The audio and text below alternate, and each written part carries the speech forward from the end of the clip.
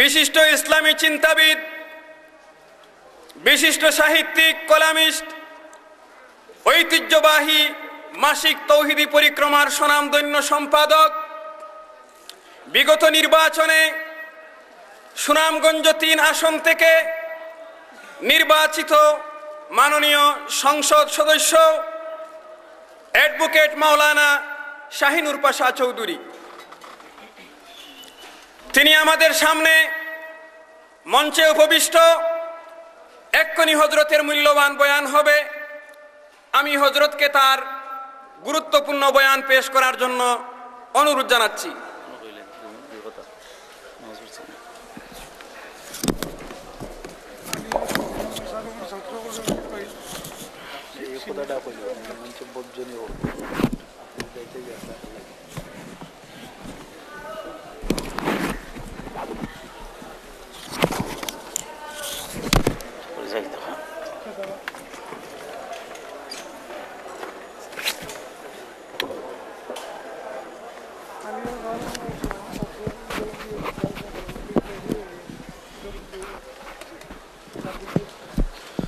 আসসালামু আলাইকুম রহমতুল্লাহি ওয়া বারাকাতুহু। আলহামদুলিল্লাহি কাফা ওয়া সালামুন আলা ইবাদিহিল্লাযীনা আসতাফা, আম্মা বা'দ।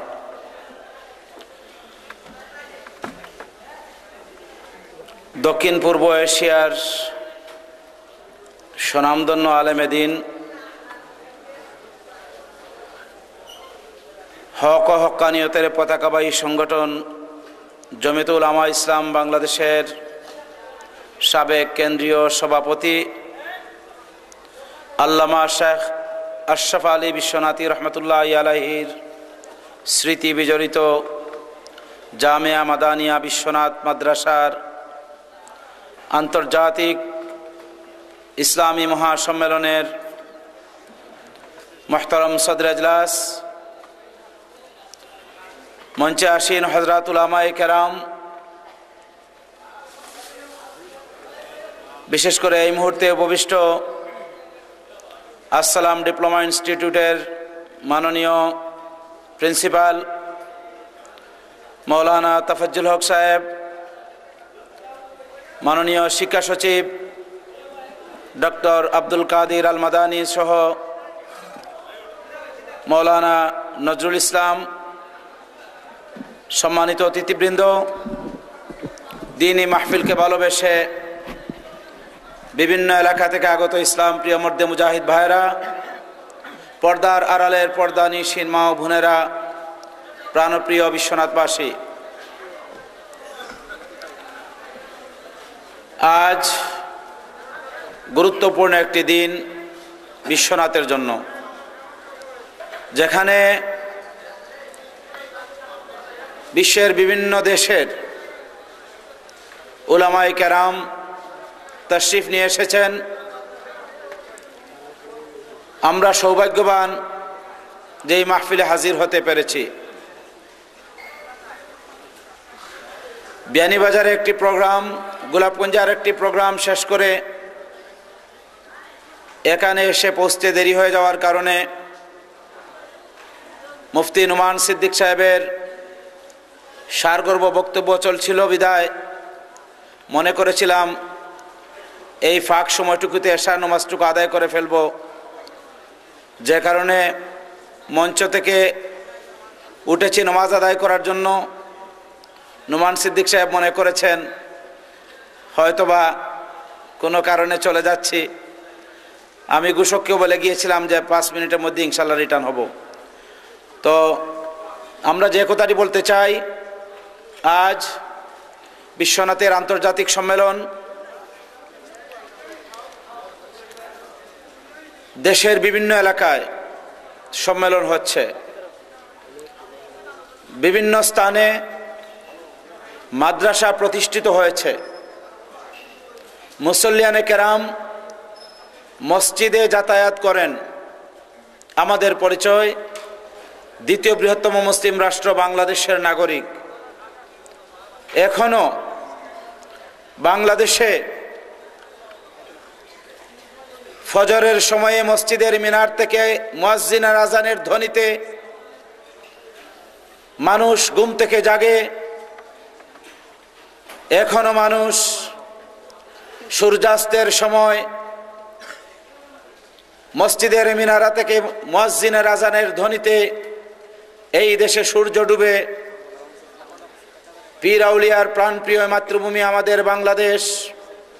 দুঃখজনক হলো সত্য যে আন্তর্জাতিক সম্মেলন হচ্ছে যে প্রতিষ্ঠানের উদ্যোগে, সেই প্রতিষ্ঠানগুলো বিভিন্নভাবে আজ ষড়যন্ত্রের শিকার।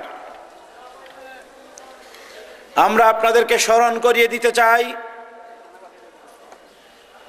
আজ থেকে নিয়ে 1500 বছর আগে লা ইলাহা ইল্লাল্লাহু মুহাম্মাদুর রাসূলুল্লাহ সেই বাণীটি নিয়ে বিশ্বসেরা মনীষী ইমামুল আম্বিয়া মুহাম্মদুর রাসূলুল্লাহ সাল্লাল্লাহু আলাইহি ওয়াসাল্লাম এসেছিলেন মানুষের হেদায়েতের জন্য, মানব জাতিকে ইহকালীন ও পরকালীন মুক্তির পথে নিয়ে যাওয়ার জন্য।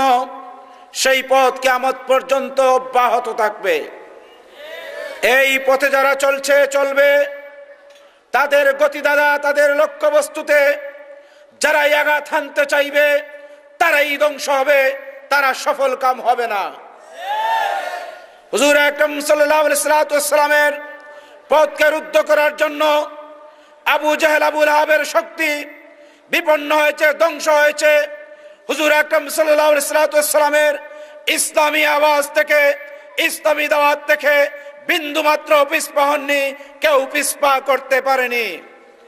360 আউলিয়ার স্মৃতি বিজড়িত শাহজালালের পুণ্যভূমির সম্মানিত সিলেটবাসীকে স্মরণ করিয়ে দিতে চাই, সিলেট বিভাগে তথা বাংলাদেশে যখন পৌত্তলিকতার সয়লাব হয়েছিল, রাজা গৌরগোবিন্দের অত্যাচারে সিলেটের মজলুম মুসলমানেরা যখন নির্যাতিত হয়েছিল, গাজী বুরহানুদ্দিন রহমতুল্লাহি আলাইহি তার ছেলে সন্তানের আকিকা দিয়ে যখন রেহাই পাননি, মজলুম হয়েছিলেন, মজলুমের পক্ষে সেদিন আল্লাহ পাক রব্বুল আলামিনের পক্ষ থেকে 360 আউলিয়া নিয়ে হযরত শাহজালাল মুজাররদে এমনি রহমতুল্লাহি আলাইহি সিলেটে ছুটে এসেছিলেন।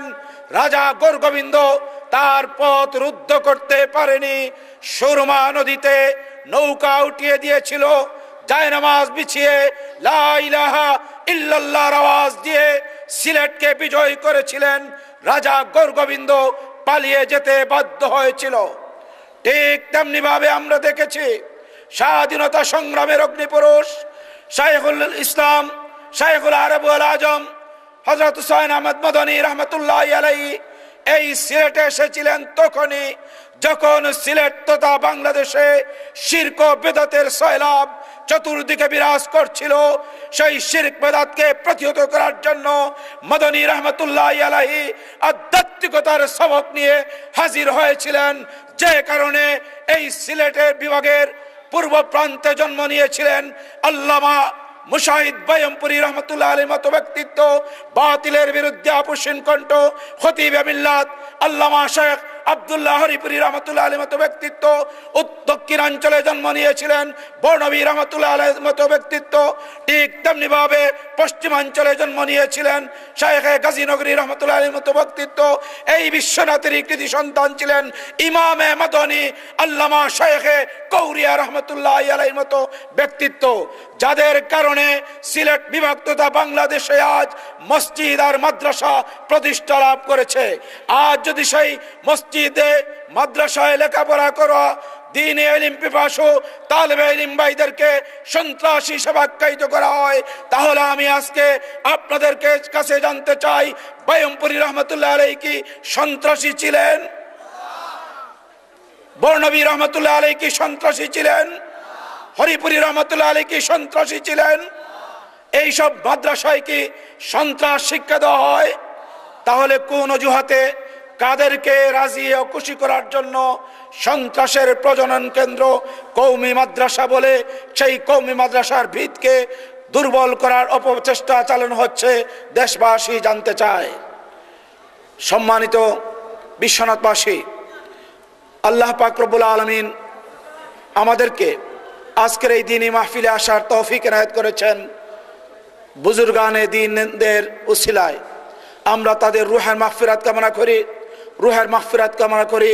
আল্লামা শাহ বিশ্বনাথ রহমতুল্লাহ আলাইহি সহ আমাদের আকাবির আসলাফ যারা আমাদের মধ্য থেকে চলে গিয়েছেন, যাদের আদর্শ অনুসরণ করে আমরা আমাদের জীবন অতিবাহিত করতে চাই, আল্লাহ পাক রব্বুল আলামিনের কাছে দোয়া মকবুলিয়তের এই সময়ে আমরা সাহায্য চাই। তিনি যেহেতু আমাদেরকে মুসলমানের ঘরে জন্ম দিয়েছেন, হিন্দুর ঘরে জন্ম দেননি, খ্রিস্টানের ঘরে জন্ম দেননি, নাসারার ঘরে জন্ম দেননি। আল্লাহ পাক রব্বুল আলামিন আমাদেরকে যেন মৃত্যুর মুহূর্তে কালিমা নসিব করেন, মৃত্যুর পূর্বে যেন আমাদের খাঁটি তওবা নসিব হয়, মৃত্যু পরবর্তী আমাদের যেন সকলের বেহেশত নসিব হয়। আল্লাহ পাক রব্বুল আলামিনের কাছে সেই প্রার্থনা করে আমার কথাগুলো এখানেই শেষ করছি। ওয়া আখিরু দাওয়ানা আনিল হামদুলিল্লাহি রাব্বিল আলামিন। আসসালামু আলাইকুম ওয়া রাহমাতুল্লাহি ওয়া বারাকাতুহু।